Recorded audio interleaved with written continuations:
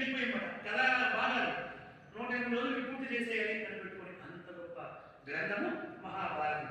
వీటన్నింటినీ కూడా ఈ లోకానికి వ్యాస మహర్షి అందించారు.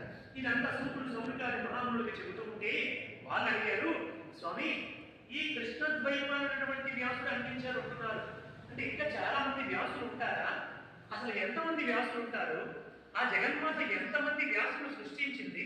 ఆ చరిత్ర మాకు చెప్పండి అని అడిగితే అప్పుడు చెప్పాడు సూత్రుడు, ఆయన వ్యాసుడు అనేది ఒక పదవి.